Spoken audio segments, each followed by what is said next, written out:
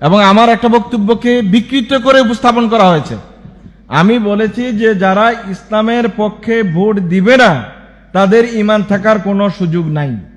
আজকেও বললাম, জানি না এর আগে আবার জামাত লাগাই দেয় কিনা, দিয়ে এটা প্রচার করবে জামাত ইসলামীকে ভোট না দিলে ঈমান থাকবে না।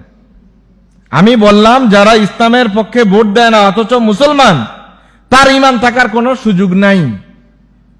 আর ওখানে শব্দটা লাগাই দিয়েছে জামাত ইসলামীকে যারা ভোট দেয় না তাদের ঈমান থাকার সুযোগ নেই। দেখুন কতটা দুষ্ট হইলে পড়ে এই কাজ করা সম্ভব। বাংলাদেশে এমন একজন আলেম আপনি পাবেন না, বাংলাদেশে নয় শুধু গোটা পৃথিবীতে, যিনি একথা বলবেন যে ইসলামের বিপক্ষে ভোট দেওয়ার পরে ঈমান থেকে যায়, একজন আলেম দেখাতে পারবেন না। উলামায়ে কেরাম রিদওয়ানুল্লাহি তাআলা আলাইহিম আজমাইন এই বিষয়ে একমত যে ইসলামের বিপক্ষ শক্তিকে ভোট দেওয়া ঈমানদারের জন্য কোনোই সুযোগ নেই। কারণ আপনার ফটো আপনি দিবেন, এই ফটো আমার দেওয়ার কাজ না। যে যারা এই কথার ঘোষণা দেয় যে আমরা শরিয়ান মানি না, তাদেরকে ভোট দিবেন কি দিবেন এটা আপনার ব্যাপার, সেই রায় তো আমি দিব না। কিন্তু উলামায়ে কেরামদের ফতো হলো এটা আমি আপনাকে জানিয়ে দিতে পারি। এই সম্পর্কে একটা বই এখন বাজারে আছে, আপনারা নিয়ে নিতে পারেন, খুব স্বল্প দামের একটা বই আছে, ভোট কাকে দিব কেন দিব। এখানে 5-7জন উলামায়ে কেরামদের রিসেন্ট উলামাদের ফতোয়া রয়েছে। সুতরাং এই বিষয়টি একদম দিবালোকের মতো স্পষ্ট। যদি আমি মনে করি আমার ঈমান আছে, যদি আমি মনে করি আমি আখিরাতে বিশ্বাস করি, যদি আমি মনে করি যে আল্লাহর জমিনে আল্লাহর দ্বীনকে বাস্তবায়ন করা ফরজ, তাহলে অবশ্যই আপনি যে কোনো ইসলামী দলকেই ভোট দিবেন। আমি বলি না জামাত ইসলামকে ভোট দেওয়ার জন্য, বলি না ইসলামী আন্দোলনকে ভোট দেওয়ার জন্য, ঐক্যজোটকে ভোট দেওয়ার জন্য, আপনাদেরকে বলি ইসলামের পক্ষের শক্তিকে ভোট দেওয়ার জন্য। একটা পছন্দ না হয় একটা দেন, একটা পছন্দ না আরেকটা দেন, কিন্তু কোনোভাবেই আপনি ইসলামকে বাস্তবায়ন করবেন না এমন কোন শক্তির পক্ষে ভোট দিতে পারেন না।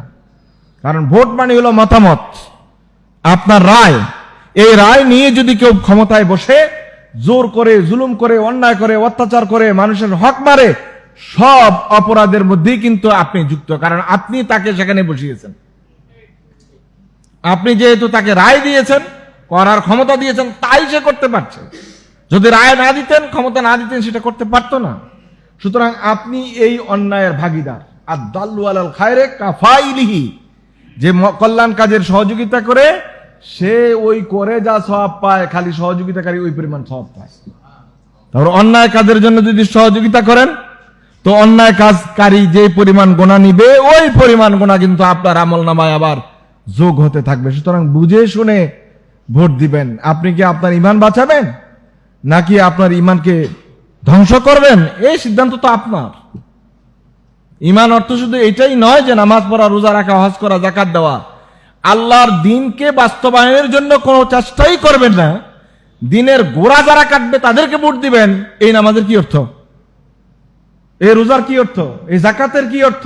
সব বলে লোক দেখানো একটা ট্র্যাডিশন কাজ। এই ট্র্যাডিশন কাজের নাম তো দ্বীন না। দ্বীন হলো পূর্ণাঙ্গ জীবন ব্যবস্থা, যেখানে মানুষ তার পুরা হক ও হুকুক আদায় করতে পারবে।